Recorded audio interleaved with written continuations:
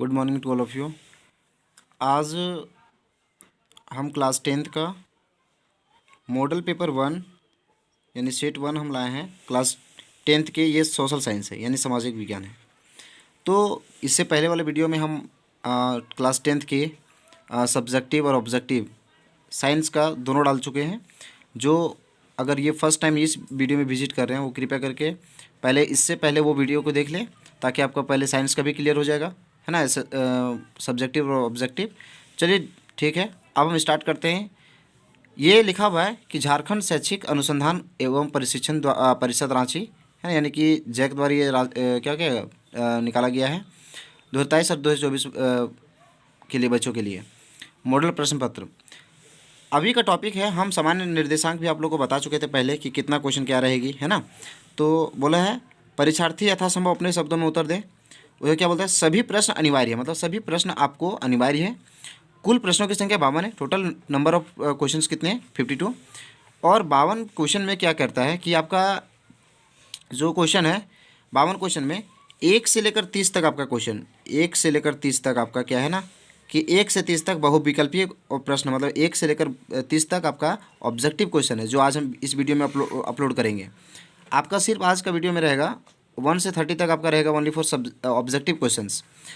प्रत्येक प्रश्न के 4 विकल्प दिए गए हैं। सही विकल्प का चयन कीजिए। प्रत्येक प्रश्न के लिए 1 अंक निर्धारित है। कहते हैं कि 1 से 30 तक प्रश्न आपका बहुविकल्पीय प्रश्न है, मतलब objective question, objective type question है। और आपको इसके लिए एक क्वेश्चन के लिए 4 आपको ऑप्शन दे रखा है। प्रत्येक प्रश्न के लिए आपको 1 अंक मिलेगा।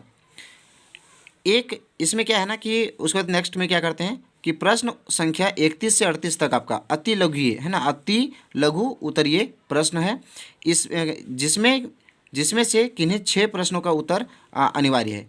प्रश्न का मान 2 अंक होगा। कहने का मतलब है कि 31 से लेकर 38 तक आपका, यानी कि 31 हो गया, 32 हो गया, 33 हो गया, 34 हो गया, 35, 36, 37, 38, 39, है ना, 38 तक, यानी कि 8 क्वेश्चन आपका है ना। टोटल 8 क्वेश्चन में आपको 6 क्वेश्चन एग्जाम में बनाना है, जो कितना मिलेगा, 1 क्वेश्चन में आपको 2 अंक मिलेगा। फिर नेक्स्ट क्वेश्चन कहते हैं, नेक्स्ट में कहता है कि प्रश्न संख्या 39 से लेकर 46 तक, है ना, यानी कुल प्रश्न संख्या 8 हो गया। लघु बोलता है लघु उत्तरीय प्रश्न है, ये 39 से लेकर 46 तक क्या आपका लघु उत्तरीय प्रश्न है। इनमें किन्हीं 6 प्रश्नों का उत्तर इसमें भी देना है। और इसमें क्या कहा गया है कि प्रत्येक प्रश्न के लिए क्या है, आपको इसमें 3 अंक दिया जाएगा। ये इसमें शॉर्ट टाइप का आंसर है, इसमें 2 अंक मिलेगा। इसमें थोड़ा सा लॉन्ग हल्का करना है तो आपका ये इसमें 3 अंक मिलेगा। फिर उसके बाद नेक्स्ट में आता है, नेक्स्ट में कहता है कि प्रश्न संख्या 47 से लेकर 52 तक, 47 से 52 अति लघु क्या बोलते हैं दीर्घ उत्तरीय प्रश्न है। किन्हीं 4 प्रश्नों का उत्तर देना अनिवार्य है। आपको मात्र इसमें क्या है 47 से 52 तक, यानी कि आपका 6 क्वेश्चन इसमें है, ठीक है। 47, 48, 49, 50, 51, 52, है ना, आपका 6 प्रश्न है। 6 प्रश्न में आपको कितना प्रश्न देना, मात्र आपको 4 प्रश्नों का इसका हल करना है। और प्रत्येक प्रश्न में आपको कितना अंक मिलेगा, 5 अंक मिलेगा। तो चलिए ठीक है, आपको हम समान यानी कि क्या बोलते हैं, जैसे आपको इंस्ट्रक्शन हम आपको दे दिए एग्जाम के लिए। अब कृपया करके चलिए क्वेश्चन पे आते हैं, समय को गवाएंगे, है ना। तो ध्यान से स्टार्ट करते हैं, चलिए वीडियो को स्टार्ट करते हैं। निम्नलिखित में से कौन जैव संसाधन का उदाहरण है। जैव संसाधन समझते हैं। जैव संसाधन मतलब किसमें जीवित, जैसे देखो जिन संसाधनों में जीवन पाया जाता है उसे जैव संसाधन कहते हैं। तो मनुष्य एक जैव संसाधन है। मनुष्य कैसा संसाधन है, जैव संसाधन। नेक्स्ट क्वेश्चन नंबर 2 कहता है कि मानव जीवन की गुणवत्ता और विश्व शांति बनाए रखने के लिए, मतलब कहता है कि मानव जीवन की गुणवत्ता को और विश्व शांति बनाए रखने के लिए संसाधन का समाज में कैसे बंटवारा होना चाहिए, कैसे बंटवारा होना चाहिए। तो कहता है कि अमीर के हिसाब से, गरीब के हिसाब से, सरकार के हिसाब से, या न्याय संगत के हिसाब से। तो मतलब न्याय संगत के अनुसार। अगर आप न्याय संगत के अनुसार अगर आप संसाधनों का बंटवारा करेंगे तो इससे क्या होगा, मानव जीवन में गुणवत्ता बनी रहेगी और विश्व शांति भी बनी रहेगी। तो संसाधनों को हमें किस तरह से बंटवारा करना पड़ेगा, न्याय संगत रूप से। किस तरह से, न्याय संगत रूप से। नेक्स्ट क्वेश्चन 3 क्वेश्चन कहता है कि निकोबारी कबूतर किस प्रजाति की श्रेणी में आता है। निकोबारी जो कबूतर होता है वो किस प्रजाति में आता है, तो बोलेंगे क्या बोलेंगे, स्थानिक जाति में। स्थानिक जाति में कौन आते हैं, निकोबारी कबूतर। निकोबारी कबूतर किस प्रजाति में आते हैं, स्थानिक जाति में। नेक्स्ट क्वेश्चन 4 क्वेश्चन में क्या कहता है, निम्नलिखित में से कौन सुमेलित नहीं है। कौन सुमेलित इसमें नहीं है, तो बोलेंगे क्या, गंगा, भाखड़ा, नगला, नंगल, परियोजना। बोलते हैं गंगा भाखड़ा नंगल परियोजना, ये क्या सुमेलित नहीं है। फिर क्या कहते हैं, नेक्स्ट क्वेश्चन कहता है कि रबी फसल किस ऋतु में बोया जाता है। तो रबी फसल जो होता है ना वो शीत ऋतु में बोया जाता है। रबी फसल किस ऋतु में बोया जाता है, शीत ऋतु में बोया जाता है। नेक्स्ट क्वेश्चन, चाय किस प्रकार की कृषि है। चाय किस प्रकार की कृषि का उदाहरण है। तो चाय जो है ना वो रोपण कृषि है। रोपण कृषि समझते हैं, जिनको रोपा जाता है ना। तो बोलते हैं चाय किस प्रकार की कृषि है। तो चाय एक तरह की रोपण कृषि है, जिसको एक बड़े पैमाने में लगाया जाता है ना। तो अब इसके चाय के उत्पादन के लिए किस तरह की मिट्टी चाहिए, कैसी भूमि चाहिए, इसके लिए कितना वर्षा चाहिए, ये सब के बारे में भी हम सब्जेक्टिव जब पढ़ाएंगे, सुपर गैस क्वेश्चन जब आपको अपलोड करके देंगे इस यूट्यूब चैनल में, तो उस समय आप देखिएगा इस चाय के बारे में पूरा डिटेल बताया जाएगा कि भारत के किन किन राज्यों में चाय की उत्पादन क्षमता बहुत ज़्यादा है ना। इसके बारे में भी डिटेल बताएंगे। चाय के भौगोलिक दशाओं के बारे में भी बताएंगे। तो कृपया करके जो इस चैनल पे फर्स्ट टाइम विजिट कर रहे हैं वो कृपया करके इस चैनल को सब्सक्राइब करके बेल आइकन को प्रेस कर लें। झारखंड के गुवा और नोवा मुंडी में कौन सा खनिज पाया जाता है। तो झारखंड के बोलता है गुवा और नोवा मुंडी में कौन सा खनिज पाया जाता है। तो याद रखेंगे लौह अयस्क पाया जाता है। क्या पाया जाता है, लौह अयस्क पाया जाता है।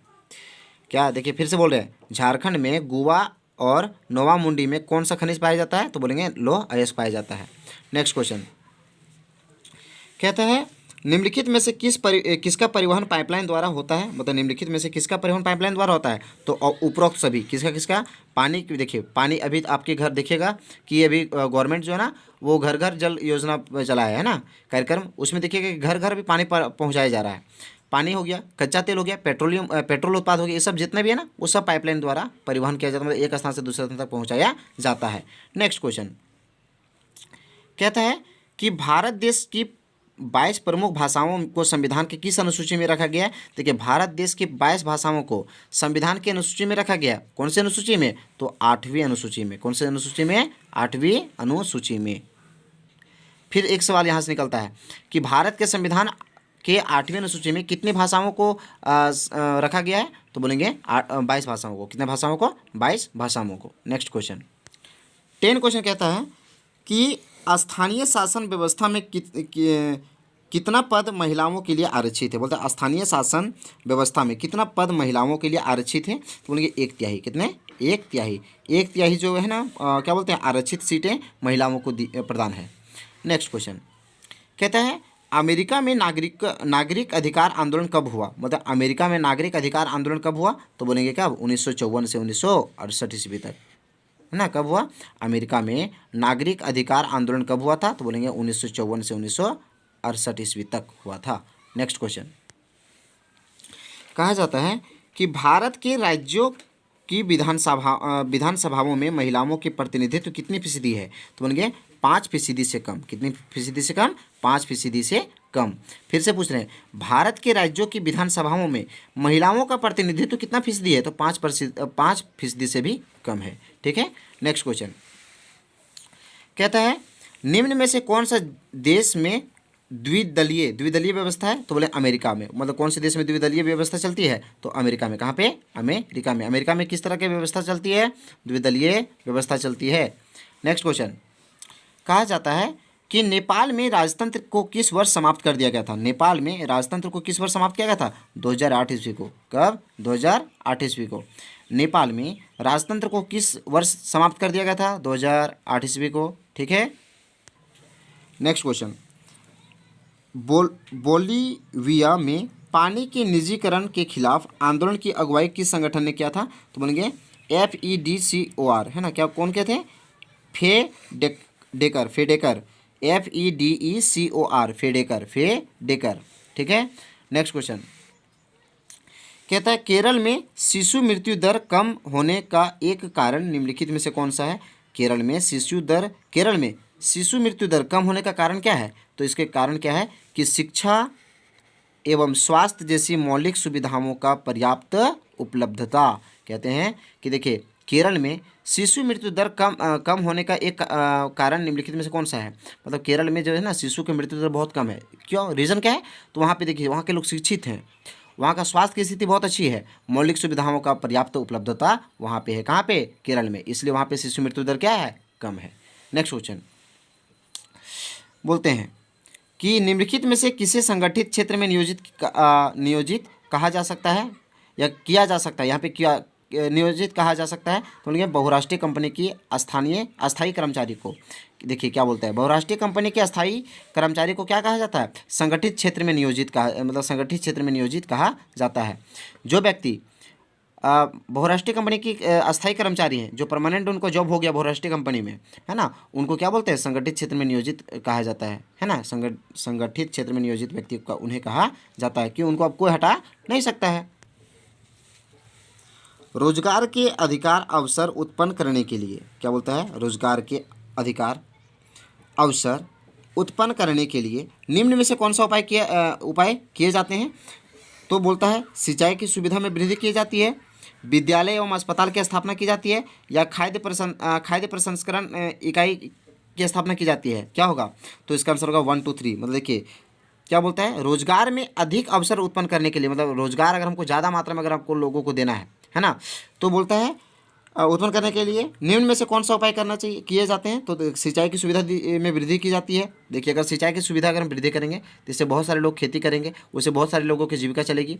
विद्यालय में अस्पताल की स्थापना करें, अगर हम विद्यालय ज़्यादा खोलेंगे, ज़्यादा से ज़्यादा अगर हम अस्पताल अगर खोलने के काम करेंगे और अच्छा अगर उसमें सुविधा देने का काम करेंगे, तो उससे बहुत सारे लोगों की मतलब क्या होते हैं, जीविका जुड़ सकती है। खाद्य प्रसंस्करण इकाई की स्थापना करने से। फिर नेक्स्ट क्वेश्चन क्या कहता है, तो इसका आंसर क्या होगा, डी ऑप्शन। क्या 1 2 और 3 तीनों के तीनों क्या है आपका, ये सब रोजगार के अधिक अवसर उत्पन्न करने में सहायता करते हैं। नेक्स्ट क्वेश्चन कहा जाता है कि निम्नलिखित में से कौन से एजेंसी भारत सरकार की ओर से करेंसी नोट जारी करता है। बोलते देखिए निम्नलिखित में से कौन सी एजेंसी जो है वो भारत सरकार की ओर से करेंसी जारी करता है। करेंसी समझते हैं, मतलब नोट जारी करता है जी, है ना, पैसा। तो बोलते हैं भारतीय रिजर्व बैंक द्वारा, भारतीय रिजर्व बैंक द्वारा, जिसको हम लोग अपने भाषा में क्या बोलते हैं, आरबीआई। आरबीआई मतलब आर मतलब क्या था, रिजर्व बैंक ऑफ इंडिया, है ना, भारतीय रिजर्व बैंक इसका हिंदी होता है, और इंग्लिश क्या होता है, reserve bank of India. Next question 20 में क्या बोलता है, कहता है राम और श्याम दो छोटे किसान हैं। राम और श्याम, कहानी को सुनिए पहले क्या बोला है। राम और श्याम जो है ना वो दो क्या है, छोटे किसान हैं, जिन्हें अलग अलग स्रोतों से 20,000 रुपया कर्ज लिया। क्या कहते हैं, देखिए राम ने 1.5 ब्याज प्रतिमाह की दर से व्यापारी को से कर्ज लिया, जबकि श्याम ने यह कर्ज बैंक से प्रतिवर्ष 8% ब्याज पर लिया। तो उपरोक्त आधार पर निम्नलिखित में से कौन सा कथन सत्य है। तो बोलेंगे राम ने सही किया।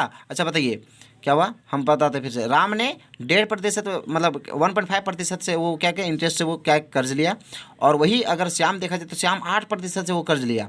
तो बताइए क्या हुआ, राम ने सही किया, राम ने सही किया। तो पहले मैं क्या बोला, राम सही किया था, हाँ राम सही किया था, क्योंकि उसे किसी प्रकार की कागजी कार्रवाई नहीं करनी पड़ी। देखिए यहाँ तक सही बोला था कि राम ने सही किया, राम सही किया था, क्योंकि वो 1.5 रुपये प्रति क्या होता है 1.5% से वो क्या लिया था, कर्ज लिया था। लेकिन क्या बोलते हैं, जो उसे किसी भी प्रकार कहते हैं उसे किसी प्रकार की कागजी कार्रवाई नहीं करनी पड़ी, उसे करनी पड़ी थी, नहीं सॉरी उसको नहीं करनी पड़ी थी। क्यों, क्योंकि वो किसी व्यक्ति से लिया था। अगर आप बैंक से लेंगे तो बैंक में आपको क्या करना पड़ेगा, आपको किसी चीज़ को देख वहाँ पे देना पड़ेगा कि अगर आप जैसे अगर आप किसी चीज़ से अगर लेते हैं ना तो आपको कागजी कार्रवाई करनी पड़ेगी, नहीं करनी पड़ी तो उसको नहीं करना पड़ा। फिर क्या बोलता है, श्याम की हालत ज़्यादा ख़राब है क्योंकि उसे ज़्यादा ब्याज देना पड़ेगा। ये बात सही है। क्या बोलते हैं, श्याम की हालत ज़्यादा ख़राब है क्योंकि उसे ज़्यादा ब्याज देना पड़ेगा। फिर क्या कहता है, राम की हालत ज़्यादा ख़राब है क्योंकि वे ज़्यादा ब्याज दे रहा है। राम की हालत ज़्यादा ख़राब है क्योंकि वो ज़्यादा ब्याज दे रहा है। तो बोलते हैं यह श्याम बेहतर है क्योंकि उसे ज़्यादा ब्याज मिल रहा है। तो कहता है क्वेश्चन में, तो इसका आंसर कौन सा सही होगा, राम की हालत ज़्यादा ख़राब है क्योंकि वो ज़्यादा ब्याज दे रहा है।